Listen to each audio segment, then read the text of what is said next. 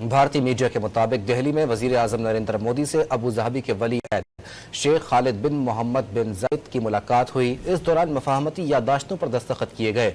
भारत और यूएई जौहरी तनाई में स्ट्रेटेजिक शराकत दारी करेंगे। भारतीय मीडिया के मुताबिक Abu Dhabi national oil company और इंडियन ऑयल कॉरपोरेशन लिमिटेड के दरमियान तवील मुद्दती LNG सप्लाई का मुआहदा हुआ। Bharat middle east gulf countries के बड़ा करीब आ रहा है और पाकिस्तान को यह बात पसंद नहीं आ रही। पाकिस्तान इसको बिजनेस डील नहीं देखता। पाकिस्तान ये कहता है कि इस्लामिक दुनिया को भारत पाकिस्तान से दूर ले जा रहा है। India and UAE sign nuclear energy pact. $24 billion nuclear plant है ये।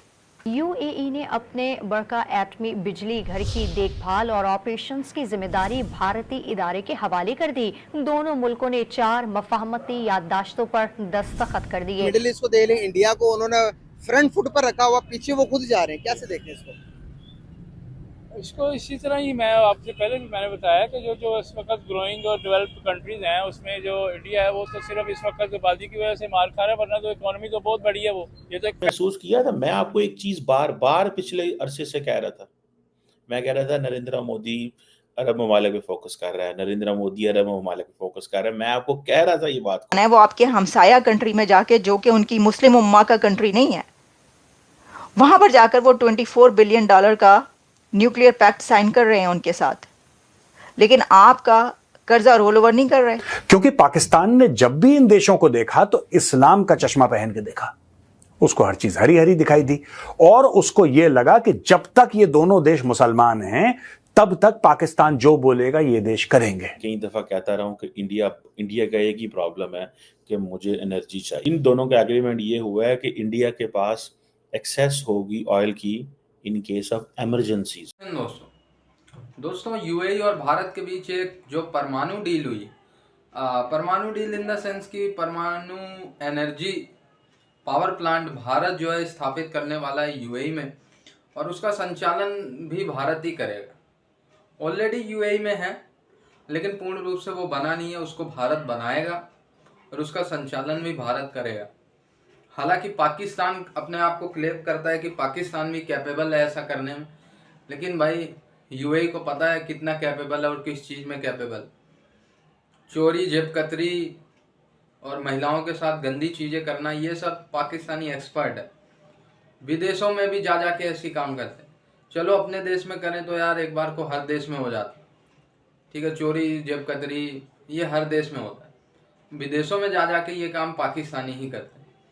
सो भारत पावर प्लांट लगा रहा है, न्यूक्लियर पावर प्लांट भारत जो ऑपरेट करने जा रहा है यूएई में, और पाकिस्तानियों की जल के फटी पड़ी कि यार मुस्लिम कंट्री भारत के साथ ज़्यादा क्लोज हो रहे हैं और पाकिस्तानी को घास नहीं डाल रहे। जी को एक बात और पता है, उनको यह बात पता है कि कौन सी उंगली खींचनी है और चाइना का सर में दर्द कैसे होगा। तो दोस्तों किस तरीके से पाकिस्तान को और चाइना को आइसोलेट करा, किस तरीके से डील्स हुई, इसके बारे में आज मैं आपको बताना चाहता हूं। खबर यह है दोस्तों कि दुबई के क्राउन प्रिंस शेख खालिद बिन मोहम्मद बिन जायद अल नहयान ये भारत आए हैं और बिजनेस इवेंट उन्होंने मुंबई में अटेंड करा। इसके चलते 2 बड़ी डील साइन हुई है। ये देखिए साहब, 2 चीजें साइन करी, India UAE virtual trade corridor और दूसरा मैत्री इंटरफेस। ये वर्चुअल ट्रेड कॉरिडोर क्या है दोस्तों? वर्चुअल ट्रेड कॉरिडोर के बारे में मैं आपको बता दूं कि आपको हम कई बार बता चुके ना, India middle east Europe economic corridor, India middle east Europe economic corridor iMac के बारे में हम आपको कई बार बता चुके हैं। इससे चाइना परेशान है। चाइना कहता है यार तुम लोगों ने तो बेल्ट एंड रोड इनिशिएटिव के पेट में लात मार दिया, ये आईमैक क्या है। अब इसमें होता क्या है दोस्तों कि ये जो वर्चुअल ट्रेड कॉरिडोर है, वीटीसी जो लॉन्च करी है, इसमें बोला है कि साहब वर्चुअल ट्रेड कॉरिडोर में हर चीज के बीच में, हमारे और मिडिल ईस्ट के बीच में लेटर से ट्रेड चल रही है, अरबों डॉलर की ट्रेड है, ठीक है, जबरदस्त ट्रेड है। उसके बीच में रुकावटें क्या क्या हैं? रेड टेप, लाल फीताशाही, आपके administrative bureaucratic barriers, reduction of logistics and transport cost, enhanced ease of doing business, इसके लिए भी बहुत जरूरी है, optimisation of efficiencies, technology leverage, regulatory compliance and streamlined operations and increase transparency. देखिए हर एक देश का कानून अलग होता है, हर एक देश का कानून अलग होता है। आप इस देश भेजें, उस देश भेजें, भाई आपका कानून अलग है। हमें आपका कानून पता होना चाहिए, आपको हमारा कानून पता होना चाहिए। कई बार दोस्तों इन दोनों देशों के कानूनों के बीच में जो गड्ढा होता है ना, वहां पे माल चला जाता है, फिर माल निकल नहीं पाता। तो इसको स्ट्रीमलाइन करने के लिए वर्चुअल ट्रेड कॉरिडोर, ये रियल ट्रेड कॉरिडोर नहीं है, ये वर्चुअल ट्रेड कॉरिडोर है। रियल ट्रेड कॉरिडोर कौन सी है? India middle east Europe economic corridor, जिसको हम आईमैक कहते हैं। ये आईमैक के सपोर्ट में है। ये scalable, secure, unified and credible. Scalable यानी कि जो हम ट्रेड करेंगे मिडिल ईस्ट के साथ, क्या ये स्केलेबल है? 35 अरब डॉलर नहीं, 35 नहीं, 80 अरब, 80 भी नहीं, 150, 200, 250, 300, 500 अरब डॉलर की ट्रेड ये होना चाहिए। लेकिन उसके लिए अगर आप चाहते हैं आपकी गाड़ी उतनी तेज चले, अगर आप ये चाहते हैं कि आपकी गाड़ी उतनी तेज चले, तो रोड भी उतनी खूबसूरत होनी चाहिए और गाड़ी भी उतनी मजबूत होनी चाहिए जो लगातार उस स्पीड पे चल ले। तो ये करा है वहां के क्राउन प्रिंस शेख खालिद बिन मोहम्मद बिन जायद अल नहयान ने और प्राइम मिनिस्टर नरेंद्र मोदी जी ने। इसके अलावा दोस्तों मैत्री लॉन्च करा है। मैत्री है क्या?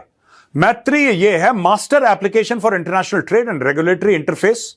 ये मल्टीपल इंडियन ऑपरेशनल पोर्टल्स को, जो पोर्टल्स होते हैं ना, आपकी वेबसाइट हो गई, आपके मोबाइल फोन एप्लीकेशंस हो गए, कोई भी पोर्टल हो गया जिससे आप बिजनेस करते हैं, तो यूएई का पोर्टल है और इंडिया का पोर्टल है, ये तो अलग अलग है।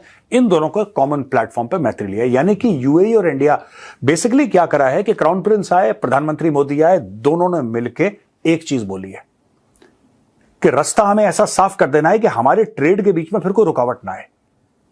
हमारी ट्रेड के बीच में कोई भी नहीं कि साहब ये ब्यूरोक्रेसी हो गई, ये फाइल यहां से वहां हो गई, सब नहीं। स्केलेबल क्रेडिबल आपने मॉडल बनाया जिसको स्केल ये कितने भी 100 अरब डॉलर तक की ट्रेड जा सकती है। वही लोग, वही कंट्रीज, वही लीडर्स, वही मुस्लिम उम्मा इस वक्त इंडिया में मौजूद हैं। यूएई के क्राउन प्रिंस ने इंडिया शेख खालिद जो हैं उन्होंने इंडिया का दौरा किया है, तो वही यूएई के crown prince Sheikh Khalid India का विजिट कर रहे हैं और वहां पर उनके प्राइम मिनिस्टर नरेंद्र मोदी के साथ मुलाकात करते हैं और 5 से ज्यादा एग्रीमेंट्स करते हैं, जिसमें बहुत बड़े बड़े एग्रीमेंट्स भी हैं, ठीक है। और इसके अंदर जो है उन्होंने जो सिविल न्यूक्लियर पैक्ट जो किया है वो भी हमारे सामने मौजूद है। और इसके अलावा और भी कई ऐसे जो हैं, India and UAE sign nuclear energy pact, $24 billion nuclear plant है ये। तो वो 24 बिलियन, भाई मेरा तो सवाल क्या है, मेरा सवाल यहाँ पे है कि जिनसे आपने कर्जा रोल ओवर करवाना है वो आपके हमसाया कंट्री में जाके, जो कि उनकी मुस्लिम उम्मा का कंट्री नहीं है, वहां पर जाकर वो $24 बिलियन का न्यूक्लियर पैक्ट साइन कर रहे हैं उनके साथ, लेकिन आपका कर्जा रोल ओवर नहीं कर रहे। इसकी क्या वजह है?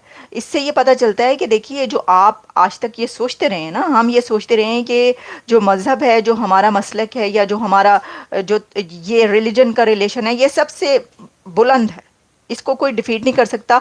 जब हमारा तो रिश्ता ऐसा है कि वो हमें छोड़ ही नहीं सकते, तो वो आपको पकड़ ही नहीं रहे। वो रिश्ते ये सब जो है ना, रिश्ते नाते, ये कब के ख़त्म हो चुके हैं। दुनिया इससे बहुत आगे जा चुकी है, बहुत आगे निकल चुकी है। अब देखिए, एक अरसे तक पाकिस्तान एक ऐसा मुल्क है कि जो एक अरसे तक अरब कंट्री से सिर्फ इन्हीं रिश्ते नातों की बिना पर, उम्मा बरादरी, इस्लामिक कंट्रीज़, इस्लामी बरादरी, बरादराना ताल्लुकात, इन लॉजिक्स की बिना पर भाई साहब आप उनकी से लेते रहे हैं कर्जे, और वो इसी बिना पर एक्सप्लॉइट होके देते रहे हैं कर्जे। अब वो इस सब से इसलिए निकल चुके हैं कि अब दुनिया एक और फेज़ में दाखिल हो चुकी है, हर तरीके से एक ऐसा शिफ्ट है, बल्कि इसको तो ये कहा जाता है कि यूनिवर्स का ये शिफ्ट है, ये एनर्जी शिफ्ट भी कहा जा रहा है। तो जहाँ एनर्जी शिफ्ट की बात की जा रही है वो तो एक अलग सब्जेक्ट है, तो वहीं पर जो इकोनॉमी का शिफ्ट भी आ चुका है, वहीं पर रिलेशंस का शिफ्ट भी आ चुका है, वहीं पर सोच का शिफ्ट आ चुका है। अब ये थिंकिंग या आइडियोलॉजी जो पुरानी थी वो बदल चुकी हैं, शिफ्ट आ चुका है। अब लोग कहते हैं कि नहीं, इस बिना पर हम कर्जा नहीं देंगे कि हम भी उम्मा है और तुम भी उम्मा हो, ये नहीं, ये कोई बात नहीं है। आपसे हमें मिलेगा क्या? वो ये कहते हैं कि क्या मिलेगा हमें बदले में। तो बदले में अगर आप कुछ नहीं दे सकते, आपने सिर्फ लेना ही लेना है हमेशा, तो फिर वो कंट्रीज़ भी साथ छोड़ जाते हैं जो कि हमेशा देते रहे। देखिए, हम उनको बुरा इसलिए नहीं कह सकते कि कितना साथ दिया, बहुत साथ दिया पाकिस्तान का, सऊदी अरेबिया ने, यूएई ने, मतलब जितने भी जिन लोगों से आपके ताल्लुकात है, टर्की भी, बल्कि टर्की के साथ बड़े अच्छे रिलेशन। अच्छा, इसमें होता क्या है कि ठीक है, ओके, ये थ्योरी या ये आइडियोलॉजी भी चलती रह सकती है, लेकिन उस सूरत में कि जब आप जो है वो अपनी फॉरेन पॉलिसी फिर ऐसी बनाएं